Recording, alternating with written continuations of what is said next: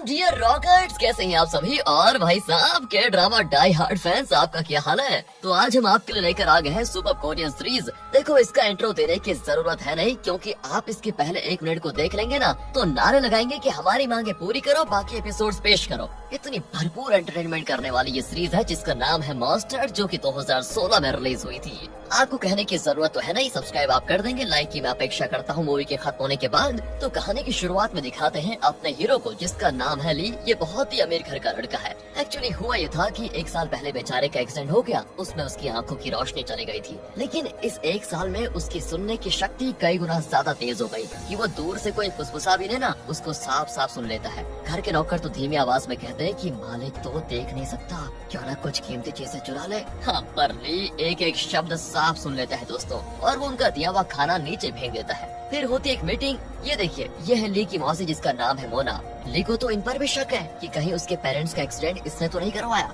वो कहता है कि नौकरों को आज ही काम से निकाल दो बस। मोना कहती है, अरे एक ही हफ्ते में कितने लोगों को नौकरी से निकालोगे तुम। पर ली को दोस्तों इसकी कोई परवाह नहीं होती। वो कहता है, जो मुझे पसंद नहीं, बस सिंपल। उन्हें मैं अपने साथ रखना ही नहीं चाहता, कहकर वो चला जाता है। ली को दोस्तों सिर्फ एक इंसान पर विश्वास है, और वो है उसका लॉयर शॉन। वो कार में जाते हुए शॉन से कहता है कि कुछ दिन बाद मेरा जन्मदिन है और मैं 20 साल का हो जाऊंगा, तब ये सारी प्रॉपर्टी मेरी हो जाएगी, राइट। फिर मुझे कोई धोखा नहीं दे सकता। लेकिन मुझे मोना पर अभी भी शक है कि वो मेरी प्रॉपर्टी हड़पने की पूरी कोशिश कर रही है, इसलिए आप उस पर नजर रखिएगा प्लीज। शॉन भी कहता है कि ठीक है। अब 1 साल पहले वो एक्सीडेंट कैसे हुआ था ये दिखाते हैं। ली, उसकी माँ और उसके पापा तीनों एक पहाड़ के रास्ते से कार में जा रहे होते हैं। अचानक ब्रेक काम नहीं करता और गाड़ी बैलेंस खो जाती है। गाड़ी तो इस तरह जाती है कि बिल्कुल खाई के एज पर अटक जाती है, मतलब किसी भी वक्त गिर सकती है वहाँ से। ली के पापा बेहोश होते हैं और उसकी माँ का पैर गाड़ी में फंस जाता है। वो बेचारी पैर निकालने की बड़ी कोशिश करती है, लेकिन निकाल नहीं पाती। ली तो आधी बेहोशी में होता है। उसकी माँ अपने बेटे को बचाने के लिए उसे गाड़ी से सड़क पर धकेल देती है, और उस रास्ते से आती गाड़ी को देखकर मदद के लिए चिल्लाती है। वो गाड़ी भी रुक जाती है। उसमें से एक रेड जैकेट और हुडी पहना हुआ आदमी बाहर आता है, पर मदद करने के बजाय दोस्तों वो कार को खाई में धकेल देता है, और इसी वजह से ली के दोनों पेरेंट्स मारे गए थे। ली की आंखों में चोट आ गई थी और वो अपनी देखने की शक्ति खो बैठा। तो प्रेजेंट में दिखाते हैं कि ली ने अपने घर के काम के लिए नए लोगों को हायर किया है। उनमें से एक है कहानी की हीरोइन जिना। ली को देखते दोस्तों वो चौंक जाती है कि जिसका मुंह तक देखना वो चाहती नहीं थी, उसके लिए अब काम करना पड़ रहा है उसको। तो यहाँ फ्लैशबैक में दिखाते हैं कि 3 दिन पहले ली अपने बनाए हुए हॉस्पिटल में ट्रीटमेंट के लिए गया था, क्योंकि ली को डर है कि मोना उसे किसी भी वक्त जान से मारने की कोशिश करेगी, इसलिए उसने अपने लिए कई बॉडीगार्ड्स रखे होते हैं। होता यह है कि उसी हॉस्पिटल में जिना का भाई कोई ट्रीटमेंट ले रहा होता है। असल में जिना के पापा इसी हॉस्पिटल में सिक्योरिटी गार्ड है। वो जिना को बताते हैं कि हॉस्पिटल का ओनर बहुत ही रहमदिल आदमी है, उसने तुम्हारे भाई के ट्रीटमेंट कॉस्ट भी कम कर दी है, और वो जरा गर्म मिजाज का आदमी है, बात बात पर गुस्सा हो जाता है, ध्यान रखना। वो बस आने वाला है, इसलिए जरा ध्यान से पेश आना उसके सामने, कहकर दोस्तों वो चले जाते हैं।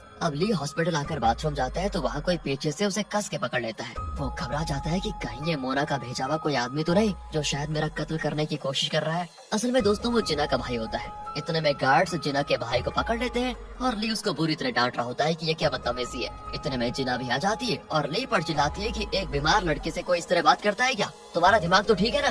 दोस्तों जिना नहीं जानती थी कि ली की क्या परेशानी है, और वो उसको बहुत बुरा भला कह देती है। इतने में जिना के पापा आकर ली के आगे घुटने टेक देते हैं कि प्लीज इनको माफ कर दीजिए, ये दोनों मेरे बच्चे हैं, नादानी कर बैठे। लेकिन ली उनकी एक नहीं सुनता और कहता है, तुम्हें नौकरी से मैं निकाल रहा हूँ, कहकर ली चला जाता है। जिना बहुत परेशान हो जाती है कि पापा की नौकरी तो गई, अब मुझे नौकरी ढूंढनी पड़ेगी। तब उसको पता चलता है कि ली के घर में काम के लिए कुछ जरूरत है, तो वो ली के घर जाती है। और अब प्रेजेंट में आ जाइए। ली जिना की आवाज सुनते ही पहचान जाता है कि ये तो वही लड़की है जिसने हॉस्पिटल में मुझे उल्टा सीधा कहा था। लेकिन दोस्तों ली इस समय कुछ नहीं कहता, और मन ही मन सोच लेता है कि अगर ये झूठ बोलेगी तो मैं इसको नौकरी से निकाल दूंगा। वो पूछता है कि क्या हम दोनों पहले कभी मिले हैं। जिना साफ साफ बता देती है कि हाँ, हम आपके हॉस्पिटल में मिले थे, मेरे भाई ने अनजाने में आपको पकड़ लिया और मैंने आपको गलत समझकर डांट भी दिया था। अब दोस्तों सच्चाई बताने की उसकी हिम्मत ली को काफी पसंद आ जाती है, और वो उसे नौकरी पर रख लेता है। जिना उसका हर काम करने लग जाती है। हेयर ड्रायर से उसके बाल सुखाने से लेकर उसके शर्ट वगैरह भी पहनाती है। तब वो धीरे धीरे लेके करीब आ जाती है और उसकी खूबसूरत आंखों को निहारने लग जाती है। जिना को वैसे बुरा लगता है कि इतनी सुंदर आंखों में रोशनी नहीं है, बताओ।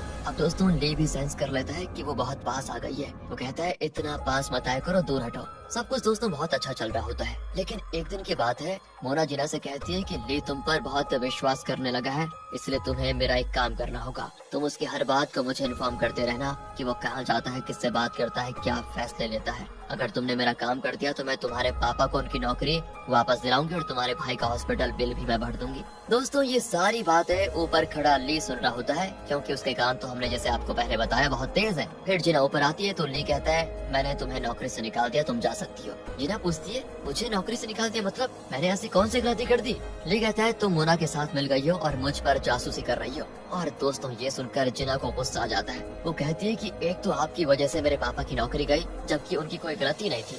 आज भी आप बिना सोचे समझे फटाक से मुझे नौकरी से निकालने पर उतराई, क्या बात है ये? अरे जल्दबाजी में ले हुए फैसले कितने लोगों की जिंदगी बर्बाद कर रहे हैं, कुछ पता है आपको? इसका अंदाजा है कुछ? इतना घमंड ठीक नहीं होता। और आपको क्या लगता है कि आप अंधे हैं इसलिए आप दुखी हैं? सच तो यह है कि आपका एटीट्यूड ही ऐसा है कि आपको अपने अलावा और किसी का लिहाज ही नहीं है। अगर आप हर किसी पर यूं ही शक करते रहे ना तो जिंदगी भर अकेले ही रहना पड़ेगा आपको कोई साथ नहीं मिलेगा। कहकर दोस्तों जिना उस पर तकिया फेंक कर चली जाती है। एंड ली को भी बहुत गुस्सा आता है। अगले दिन मोना की असिस्टेंट ली को कॉल करके बताती है कि आपकी जानकारी के बिना आपका हॉस्पिटल बिकने वाला है, प्लीज जल्दी आ जाइए। ली घबराकर अपने लॉयर शॉन को कॉल करके कहता है कि मुझे तुरंत हॉस्पिटल जाना है, तुम अभी आ जाओ। वो भी कहता है ठीक है और कॉल कट कर देता है। लेकिन अपने आदमियों से कहता है कि तुम तुरंत ली के घर जाओ और उसे घर से बाहर कदम भी मत रखने देना। वो तुरंत जाकर ली को एक कमरे में बंद कर देते हैं। दोस्तों तब ली को समझ में आ जाता है कि शॉन भी मोना से मिला हुआ है। लेकिन दोस्तों ली फिर भी किसी तरह हॉस्पिटल का सेल रोकना चाहता है। उस कमरे में वो एक कैंची ढूंढ निकालता है और वहाँ के स्क्रीन वगैरह को कट करके एक रस्सी बनाता है। उसकी मदद से नीचे उतरकर सड़क पर आ जाता है। अब वो लिफ्ट मांगने के लिए खड़ा होता है कि तभी वहाँ पर जिना अपने स्कूटर में आती है। वो कहती है यहाँ चिल्लाकर कोई फायदा नहीं है, यहाँ कोई टैक्सी नहीं आती। अब जिना की आवाज सुनकर वो चिढ़ जाता है और कहता है कि चलो चलो अपना रास्ता नापो, तो मुझे मेरे हाल पे छोड़ दो। जिना भी चली जाती है। ली बेचारा नीचे सड़क पर उतरने की कोशिश करते हुए गिर जाता है और एक कार के नीचे आते हुए बच जाता है। जिना भी ये सब कुछ देखकर उस पर तरस खाती है और उसे लिफ्ट देने के लिए मान जाती है। ली के पास भी और कोई रास्ता नहीं होता, क्योंकि उसको जल्दी हॉस्पिटल जो पहुंचना है। वो पीछे बैठकर जिना को कस के पकड़ लेता है। जिना उसको डांटती है, अरे ये क्या कर रहे हो? वो कहता है मैं सड़क पर गिर गया तो इसलिए पकड़ रहा हूँ, वरना मुझे कोई शौक नहीं है किसी को पकड़ने का। ठीक है लेकिन धीरे पकड़ो, समझे? मैं तुम्हें नीचे नहीं गिराऊंगी, आराम से पकड़ो। और दोस्तों इस तरह पकड़म पकड़ाई की बातें करते करते दोनों हॉस्पिटल पहुंच जाते हैं। ली सीधे कॉन्फ्रेंस रूम में जाकर कहता है कि यहाँ जो भी डीलिंग होने जा रही है मेरी नॉलेज के बिना हो रही है, मेरी मर्जी के बगैर इस हॉस्पिटल को कोई नहीं बेच सकता।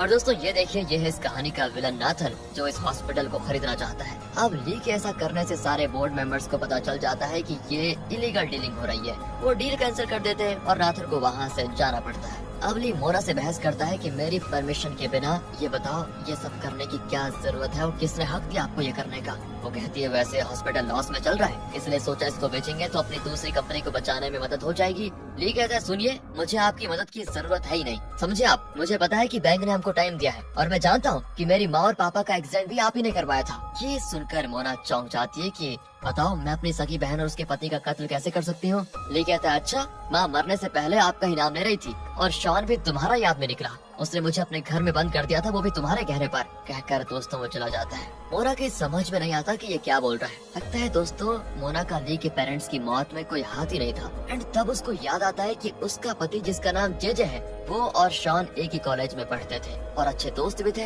अब मोना को शक है कि जेजे, शॉन और नाथन जो हॉस्पिटल को खरीदना चाहता है तीनों मिले हुए हैं। वो तुरंत जेजे से मिलने जाती है, जहाँ वो उसको नाथन से बात करते हुए सुन भी लेती है। नाथन जेजे से कहता है कि तुम्हें पता है 1 साल पहले जो काम तुमने अधूरा छोड़ दिया था उसी का नतीजा आज ये ली है और ये हमारा सारा प्लान चौपट कर रहा है। जल्दी एक काम करो, इस ली को खत्म करो। ये सारी बातें सुनकर मोना कहती है तुम इतने गिर जाओगे ये मुझे पता नहीं था। जेजे कहता है देखो ये सब मैंने हम दोनों के लिए ही तो किया है, तुम भी कुछ कम नहीं हो। वैसे तुमने तो जानबूझकर डॉक्टर को ली से ये कहने पर मजबूर किया कि उसकी आंखें कभी ठीक नहीं हो सकती। मैं बुरा हूँ तो तुम भी कोई कम नहीं हो, चलो यहाँ से। और यहाँ फ्लैशबैक में दिखाते हैं कि जेजे ने ली के पेरेंट्स का एक्सीडेंट क्यों करवाया। एक दिन की बात है, जेजे को एक पार्सल मिला जिसके अंदर कुछ ऐसे फोटोज थे जिनसे साफ पता चलता है कि जेजे का किसी और औरत के साथ अफेयर था और ये पार्सल नाथन ने भिजवाया था। उसने जेजे को धमकाया कि जिस औरत के साथ तुम्हारा अफेयर है वो कोरिया के बहुत ही रईस आदमी की बेटी है। अगर मैंने ये बात उस रईस आदमी को प्रूफ के साथ बता दी तो बताओ तुम्हें देश निकाला हो जाएगा, भरपूर मार पड़ेगी। सो अलग अगर तुम इस देश में जिंदा रहना चाहते हो तो ली के पेरेंट्स का एक्सीडेंट करवा कर खत्म कर डालो उनको, फिर सारी प्रॉपर्टी तुम्हारी हो जाएगी, क्योंकि ली तो अभी 20 साल का हुआ ही नहीं। उसके बाद तुम मुझे प्रॉपर्टी का एक बड़ा हिस्सा दे देना। और दोस्तों इसी वजह से जेजे ने उस दिन कार का ब्रेक डैमेज कर दिया था और जब वो बच गए तब वो खुद उनको खाई में धकेलने आ गया। चलिए आ जाइए प्रेजेंट में। दिखाते हैं कि मोना को अपने पति के कैरेक्टर पर भी शक है। वो अपने असिस्टेंट को जेजे के पीछे लगा देती है। जेजे उस औरत के घर जाता है जिसके साथ उसका अफेयर है एंड असिस्टेंट उनकी फोटोज खींचकर मोना को भेज देती है। मोना भी तुरंत उनको रंगे हाथों पकड़ने के लिए निकलती है। यहाँ जिना को दिखाते हैं जो ली को उसके घर पहुँचा देती है। अब ली को जिना पर विश्वास होने लगता है और वो कहता है, मैंने तुम्हारे साथ जो बुरा सलूक किया उसके लिए प्लीज मुझे माफ कर दो और प्लीज कल से काम पर आ जाओ दोबारा। जिना कहती है, देखो मैंने नौकरी के लिए तुम्हारी मदद नहीं की है, मुझे नहीं चाहिए नौकरी। ये कहते हैं, मैं तुम्हें दुगनी तिगुनी सैलरी दूंगा। तब जिना उसके पास आकर कहती है कि इसके बाद मैं तुमसे कभी मिलूंगी ही नहीं, और ये कहकर वो चली जाती है। घर आकर भी ली को जिना की याद खाई जाती है। वो उसे कॉल भी करता है। और दोस्तों अब दिखाते हैं कि जिना अब एक फूड आउटलेट में डिलीवरी का काम करती है। ली का नंबर देखते ही वो फोन का बैटरी निकाल लेती है। अब ली अपने एक स्टाफ से कहता है कि तुम जिना के पापा से कहो कि वो फिर से हॉस्पिटल में काम के लिए आ जाएं और जिना के भाई का फ्री ट्रीटमेंट का इंतजाम करो। ली दोस्तों ऐसा सोचता है कि अगर मैं ऐसा करूंगा तो जिना का गुस्सा कम हो जाएगा और वो फिर यहाँ पर काम पर आ जाएगी। दूसरी ओर मोना उस औरत के घर जाती है। बाहर जेजे के शूज देखकर वो दरवाजे पे कान रखकर सुनती है कि अंदर क्या बातें चल रही है। अंदर वो औरत पूछती है कि तुम मोना को डाइवोर्स कब देने वाले हो, जल्दी बताओ। फिर क्या था, इतने में मोना अंदर घुस आती है। असल में ये औरत तो मोना की बेस्ट फ्रेंड निकली। मोना कहती है, वाह भाई, मुझे तो यकीन ही नहीं होता कि तुम मेरी बेस्ट फ्रेंड होकर मेरी जिंदगी उजाड़ दोगी। कहकर वो उस औरत के बाल पकड़कर वहाँ से खींचने लग जाती है। जेजे तो भीगी बिल्ली की तरह कांपने लगता है। मोना भी उसके गाल पर कस के चांटा मारती है और कहती है, मैं तुम्हें प्रेस में पूरे शहर में बदनाम करूंगी और तुम पर पुलिस केस भी होगा वो अलग। कहकर वो जाने लग जाती है, लेकिन जेजे उसको पकड़कर सीढ़ियों से नीचे गिरा देता है। मोना के सर पर बहुत सारी चोटें आती है और वो स्पॉट पर ही मारी जाती है। अब ये दोनों हो जाते हैं शॉक और सोचते हैं कि अब तो हमको जेल जाना पड़ेगा। लेकिन दोस्तों यहाँ जेजे की पूरी विलनगिरी सामने आ जाती है। वो एक क्रिमिनल को कॉल करता है जिसके ऊपर कई सारे केसेस हैं। जेजे कहता है, ध्यान से सुनो, मैं तुम्हें $2 मिलियन दूंगा, तुम मेरी वाइफ की लाश को ठिकाने लगा दो बस। और एक काम करो, ली के हॉस्पिटल लैब में एक वायरस का पता चला है, तुम किसी तरह उस वायरस से उसको इन्फेक्ट करा दो। फिर तुम पुलिस में सरेंडर हो जाना और कह देना कि ली के कहने पर तुमने मोना को मार डाला। इस तरह उस पर इल्जाम भी लगेगा और इन्फेक्शन की वजह से कुछ दिनों में वो मर भी जाएगा। अगर तुमने ये सब कुछ कर दिया तो तुमको $2 मिलियन दूंगा मैं। दोस्तों क्रिमिनल को और क्या चाहिए था, वो मान जाता है। यहाँ जैसा ली ने एक्सपेक्ट किया था, जिना का गुस्सा कम हो जाता है और वो वापस ली के घर में काम करने के लिए आ जाती है। ली को भी उसके आने से बड़ी खुशी होती है। तब ली को वो क्रिमिनल कॉल करके कहता है कि तुम्हारे पेरेंट्स के कत्ल के पीछे किसका हाथ है ये मैं जानता हूँ। असल में उन्होंने मुझे कत्ल करने को कहा था। तुम एक काम करो, अपने हॉस्पिटल लैब में पहुंचो, वहीं मैं तुम्हें सारी डिटेल्स दूंगा। ली को बहुत गुस्सा आता है क्योंकि आज तक वो मोना को अपने पेरेंट्स के कत्ल का जिम्मेदार मान रहा था, लेकिन अब सब कुछ अलग ही होता है। वो तुरंत जाकर जिना को लेकर लैब में जाता है। उस क्रिमिनल ने दोस्तों पहले से ही लैब में वायरस को सेट करके रखा हुआ था ताकि जब ली अंदर आए तो वो वायरस को कमरे के अंदर उस गैस के जरिए फैला दे। जैसे ली और जिना अंदर जाते हैं तो दरवाजा लॉक करके वो रिमोट के जरिए वायरस को हवा में खोल देता है। अंदर दोनों सांस नहीं ले पाते और ली समझ आता है कि जरूर किसी ने हवा में वो खतरनाक वायरस मिला दिया है, क्योंकि ये है तो ली का ही हॉस्पिटल ना। ली उस वायरस के बारे में खूब जानता है क्योंकि कुछ साल पहले क्या हुआ था कि यहाँ पर एक रिसर्च डॉक्टर थी, उसने बताया था कि हम एक म्यूटेंट वायरस बना रहे हैं और उसका एंटीडोट भी बना रहे हैं। तो प्रेजेंट में दोस्तों ली उसी एंटीडोट को ढूंढ निकालता है, लेकिन सिर्फ वो एक होता है। वो तुरंत जिना को एंटीडोट लगाने को कहता है, लेकिन जिना कहती है तुम इसको लगा लो, मेरी फिक्र मत करो। इतने में जिना के पापा जिना को लैब में बंद देखकर उसे बचाने आते हैं, पर तब तक जिना उस एंटीडोट इंजेक्शन को ली को लगा देती है। कट करके हॉस्पिटल में दिखाते हैं कि ली को होश आ गया है। जेजे तो उसके पास बैठा होता है और कहता है, तुमने मेरी पत्नी मोना को मारने के लिए एक क्रिमिनल को हायर किया है। यहाँ पर दोस्तों पता चलता है कि जेजे ने उस क्रिमिनल को ये कहकर सरेंडर होने को कहा कि मैं तुम्हें बेल पे बाहर निकालूंगा और $4 मिलियन दूंगा। वो भी बेचारा लालच के मारे मान गया और सरेंडर हो गया और उसने पुलिस से कह दिया कि मैंने ली के कहने पर ही मोना का कत्ल किया। इसलिए दोस्तों अब पुलिस भी क्रिमिनल के साथ साथ ली को भी अरेस्ट कर लेती है। दूसरी ओर न्यूज में बताते हैं कि हॉस्पिटल लैब से खतरनाक वायरस लीक होकर हवा में मिल गया है। लगभग 7 लोग अब तक इस वायरस की चपेट में आ चुके हैं। दूसरी ओर ली जेल में होता है और उस क्रिमिनल का सेल कुछ ही दूर पर होता है। वो तो अपने सेलमेट्स को बताता है कि मैंने ही इसे फंसाया, मैं तो बाहर निकल जाऊंगा और मुझको $4 मिलियन मिलेंगे, लेकिन ये बेचारा यहीं पर सड़ेगा। अब दोस्तों आपको तो बताइए कि ली के कान कितने तेज है, उसकी सारी बातें ली को सुनाई देती है और वो समझ आता है कि वो क्रिमिनल इसी जेल में है। अब ऐसे में क्रिमिनल के सेल में एक नए आदमी को लेकर आते हैं जिसे वो सभी मिलकर बहुत टॉर्चर करते हैं। एक दिन जब जेजे क्रिमिनल से मिलने आता है और फिर उसको वो एक ऑफर देता है कि तुम जेल के अंदर ली को खत्म कर दो और तुमने अगर ये कर दिया तो मैं तुम्हें $10 मिलियन दूंगा। इस बार क्रिमिनल को ये नामुमकिन सा लगता है, लेकिन अब इतनी बड़ी रकम सुनकर वो मान जाता है। उसके बाद वो ली को मारने का मौका ढूंढता रहता है और अपने साथियों से कहता है कि इसे कॉरिडोर से धक्का दे दो, लेकिन ली को सारी बातें साफ सुनाई देती है। हालांकि वो हमेशा क्रिमिनल से थोड़ा दूर ही रहता है। अब जैसे ही क्रिमिनल का साथी ली को धक्का देने आता है तो ली झुक जाता है और वो आदमी खुद गिरकर मर जाता है। अब दोस्तों आपको पता है कि क्रिमिनल के सेल में एक नया आदमी आया था जिसे वो टॉर्चर कर रहे थे। वो ली से कहता है तुम सावधान रहना यार, वो लोग तुमको मार डालना चाहते हैं। इस तरह धीरे धीरे इन दोनों की अच्छी दोस्ती हो जाती है। ली कहता है तुम्हें पता है मेरे कार बड़े तेज हैं और इसका फायदा उठाकर हम उस क्रिमिनल को और उसके साथियों को फंसा सकते हैं, मेरी मदद करोगे क्या? वो भी मान जाता है। दोस्तों अब ये दोनों एक बढ़िया सा प्लान बनाते हैं। जब क्रिमिनल और उसके साथी बाथरूम में होते हैं तो ली अंदर आता है। उसका दोस्त बाहर से धीमी आवाज में इंस्ट्रक्शन दे रहा होता है कि लेफ्ट जाना है या राइट। उसकी आवाज इन लोगों को तो सुनाई नहीं देती लेकिन ली को साफ सुनाई देती है। अब ली को यहाँ पाकर वो बड़े खुश हो जाते हैं कि ये तो सीधा शेर के मुंह में आ रहा है, अब इसकी जान तो कोई नहीं बचा पाएगा। लेकिन ली सीधा जाकर एक टॉयलेट को खोलता है तो अंदर बैठा होता है क्रिमिनल एंड वो भी बड़ा खुश कि इसने तो मेरा काम और आसान कर दिया, अकेला यहाँ पर आ गया। पर बेचारा नहीं जानता कि वही ली के हाथों फंसने वाला है। ली क्या करता है देखिए, वो टॉयलेट का दरवाजा लॉक कर देता है और कहता है मुझे मार डालना चाहते थे ना, अब देखो मैं तुम्हारा क्या हाल करता हूँ। ये कहकर वो एक रस्सी निकालता है और उसे ऊपर फिक्स करके अपने गले में फंदा डाल देता है। क्रिमिनल की तो कुछ समझ में नहीं आता कि ये बंदा फंदा डाल के करना क्या चाहता है। इसी बीच ली का दोस्त सिक्योरिटी गार्ड्स को बुलाकर ले आता है कि सर देखिए ये लोग ली का कत्ल करने की कोशिश कर रहे हैं। फिर क्या था दोस्तों, गार्ड्स आकर देखते हैं तो ऐसा लगता है जैसे क्रिमिनल ली के गले में फांसी का फंदा डालकर उसको मारने की कोशिश कर रहा है। एंड उसके बाद तो वो लोग उस क्रिमिनल को खूब पीटते हैं और वार्न करते हैं कि अगर ली को कुछ हुआ तो तुम्हारी मौत। अब ये क्रिमिनल दोस्तों ली का कुछ नहीं बिगाड़ सकता। तब ली उसको एक ऑफर देता है कि अगर तुमने मुझे सच बताया तो मैं तुम्हें 20 मिलियन दूंगा, लेकिन वो नहीं मानता दोस्तों। कुछ दिन के बाद क्रिमिनल बहुत बीमार पड़ जाता है और लगता है कि ये भी लैब में उस दिन वायरस से इन्फेक्ट हो गया था। इसकी मदद अब सिर्फ ली कर सकता है क्योंकि उसे ही वायरस के बारे में पता है। वो ली के पैर पकड़ कर रोता है कि प्लीज कुछ भी करके मुझे बचा लो, मुझे एंटीडोट दिलवा दो। अब पहले तो ली अकड़ कर मना करता है लेकिन फिर कहता है ठीक है, लेकिन तुम ये बताओ कि मुझे मारने का प्लान किसका था और तुम जो कुछ मेरे बारे में जानते हो वो सब कुछ बता दो वरना मैं तुम्हारी कोई मदद नहीं करूंगा भाई। क्रिमिनल कहता है कि जेजे ने तुम्हारा कत्ल करने के लिए मुझे 4 मिलियन देने का वादा किया था। उसी ने तुम्हारी मौसी मोना को भी मार डाला और उसका इल्जाम मेरे सर लेने को कहा। ये सुनकर ली एकदम शॉक हो जाता है कि असल में क्रिमिनल मोना नहीं जेजे है। वो ये भी बताता है कि असल में ऑपरेशन से तुम्हारी आंखें ठीक हो सकती थी लेकिन वो लोग नहीं चाहते थे कि तुम्हारी आंखें ठीक हो। ली को धक्के पे धक्का लगता है कि उसके इर्द गिर्द सारे उसके दुश्मन निकले। सब कुछ बताकर वो क्रिमिनल गिर जाता है। अब उसे और ली को एम्बुलेंस में हॉस्पिटल लेकर जाया जाता है। वहाँ जेजे भले आदमी की तरह डायलॉग मारता है कि